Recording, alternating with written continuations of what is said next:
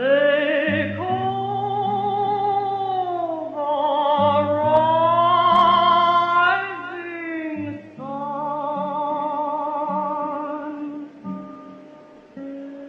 and its beam of ruin of many poor girls and me, oh God, for one. Welcome, dear viewers, to 50 States of Mystery. Tonight's tale is not of a place, but of a person, a woman whose life played out like a Greek tragedy wrapped in 20th century glamour. Libby Holman, torch singer, seductress, philanthropist, and perhaps the most enigmatic figure of her time. A woman described by actor Clifton Webb as the Black Angel of Death and director Nicholas Ray as having the Cobra's sting.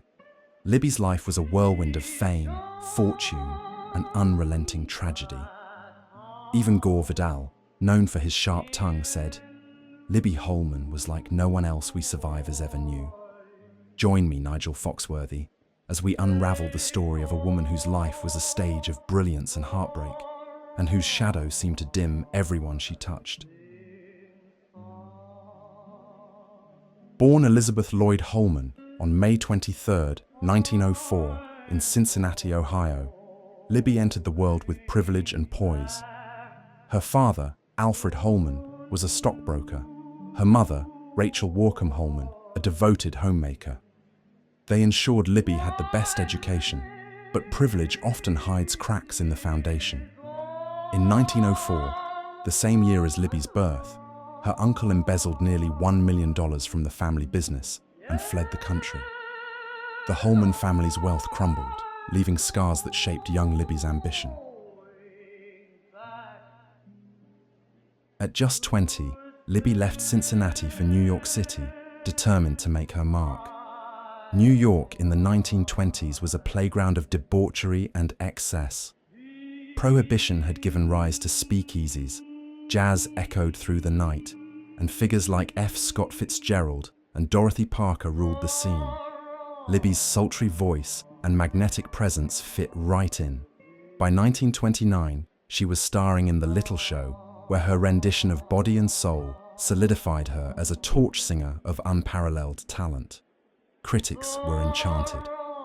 Walter Winchell called her the torch singer par excellence, while others dubbed her the Statue of Libby.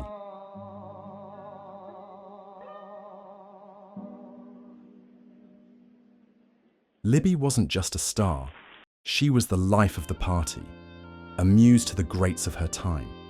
She traded witticisms with Dorothy Parker, who once quipped, "Darling, you really ought to wear your drawers around your face." Clifton Webb declared, "Libby's the chili to my con carne." Her social circles included luminaries like Noel Coward, Robert Benchley, and George Gershwin.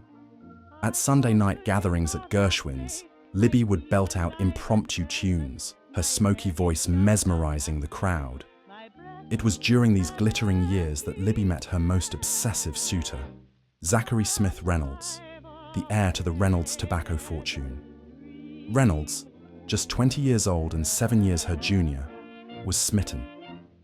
Reynolds, described as a rich man with the temperament of a spoiled child, followed Libby across the globe, showering her with flowers and love notes. He begged her to leave her lover, Louisa Carpenter, a DuPont heiress and one of the first female pilots in America. Libby finally relented. In 1931, she married Reynolds, but theirs was a union doomed from the start. Reynolds wanted a trophy wife. Libby, however, thrived in the limelight.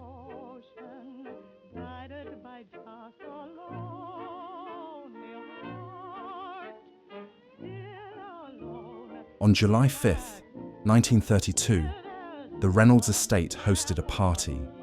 Guests reveled in champagne and jazz, unaware of the tragedy brewing upstairs. Shortly after midnight, Reynolds was found dead in his bedroom. a gunshot wound to the head. Libby claimed she remembered little of that night, having been heavily intoxicated. The coroner ruled it a suicide, but rumors swirled.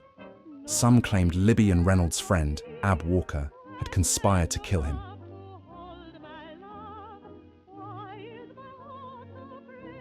During this storm of scandal, Libby discovered she was pregnant. Her son, Christopher, became the heir to the Reynolds fortune, inheriting $6.25 million. Libby received $750,000, a fortune, but one that came at a heavy cost. Libby's turbulent love life didn't end there. She became entangled with Phillips Holmes, a dashing actor known for his good looks and charm. Their romance was intense, but short-lived. When Libby discovered she was pregnant with Philip's child, she chose to have a secret abortion, blaming him for the decision. Libby then turned her attention to Ralph Holmes, Philip's younger brother. 11 years her junior, Ralph seemed to offer Libby the excitement she craved. The two married in 1939, but their union was doomed like so many before. World War II took Ralph overseas, and the separation strained their open marriage. Ralph returned from the war a broken man, battling addiction. In 1945, Libby ended their marriage. 6 weeks later, Ralph was found dead of a barbiturate overdose. Both Holmes brothers had met tragic ends, leaving a dark shadow over Libby's relationships. Libby Holman was a contradiction. She had taken formal singing lessons and began performing with Josh White, a black guitarist. Together, they broke racial barriers, touring as the first mixed-gender, mixed-race duo. In her later years, Libby found companionship with actor Montgomery Clift, a man equally haunted by his own demons. Their relationship was unconventional and fraught, but it lasted nearly a decade. Libby Holman's life was a whirlwind of passion, charm, and magnetic relationships. Her love life was as scandalous as it was tragic. A woman of unrelenting allure, Libby left an indelible mark on nearly every person she touched, and many of them met untimely or unfortunate ends. Let us now recount the list of her known lovers, a testament to the tumultuous and often dark orbit of her life. 1. Zachary Smith Reynolds. The young heir to the Reynolds tobacco fortune fell madly in love with Libby, using his wealth and influence to woo her. But their marriage was turbulent, filled with jealousy and arguments. Smith died from a gunshot wound at just 20 years old, his death shrouded in mystery. Some claimed it was suicide. Others pointed the finger at Libby and her close friend, Ab Walker. 2. Louisa Dandelow Carpenter. Libby's passionate and tumultuous relationship with Louisa, a DuPont heiress, was one of her most enduring connections. Louisa was strong, independent, and adventurous, the perfect foil to Libby's fiery personality. While their romantic relationship ended, they remained close friends. Louisa tragically died in 1976, crashing her private plane just 5 years after Libby's own death. 3. Phillips Holmes. Phillips, a charming young actor, became one of Libby's great loves. Their relationship unraveled after Libby secretly aborted their child, blaming him for the decision. Devastated by their breakup, Phillips later joined the Royal Canadian Air Force. In 1942, at the age of 33, he was killed in a mid-air collision during a training exercise. 4. Ralph Holmes. Libby's betrayal of Phillips extended to his younger brother, Ralph. She married Ralph in 1939, but World War II strained their open marriage. Ralph returned from the war, a broken man, battling alcoholism and addiction. Libby ended their marriage in 1945. 6 weeks later, Ralph was found dead in his New York apartment from a barbiturate overdose at just 29 years old. 5. Montgomery Clift. 1. of Hollywood's brightest stars, was 17 years younger than Libby when they began their decade-long affair. Their relationship was unconventional, fueled by shared struggles and artistic intensity. Monty, plagued by addiction and personal demons, died in 1966 at just 45 years old. His death was described as the longest suicide in Hollywood history. 6. Louis Shankar. In a surprising turn, Libby married abstract expressionist painter Louis Shankar in 1960. Their marriage was fraught with tension. Friends described Shankar as gruff and ill-tempered, openly mistreating Libby and isolating her from her social circle. While he outlived Libby, their union was deeply unhappy. 7. Unnamed lovers. Libby was unapologetically open about her sexuality, taking lovers of both genders. During her marriage to Ralph Holmes, she engaged in a year-long affair with a woman she kept secret. She also carried on countless liaisons during her years as a Broadway star, including rumored dalliances with fellow celebrities and socialites. 8. Jane Bowles.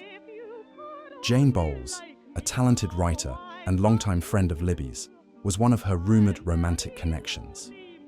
Jane struggled with mental health issues and physical ailments in her later years. In 1973, 2 years after Libby's death, Jane passed away in a clinic in Malaga, Spain, at the age of 56. Libby's demons finally caught up with her, and on June 18, 1971, Libby was found dead in her car at her estate, Treetops, the victim of carbon monoxide poisoning. Her death was ruled a suicide, marking the end of a life defined by brilliance and heartbreak. Libby Holman's life was a study in contradictions, full of beauty, wealth, and remarkable contributions to society, yet marred by tragedy, scandal, and heartbreak. Her legacy lives on, not just in her music and performances, but in the causes she championed and the lives she touched, for better or worse.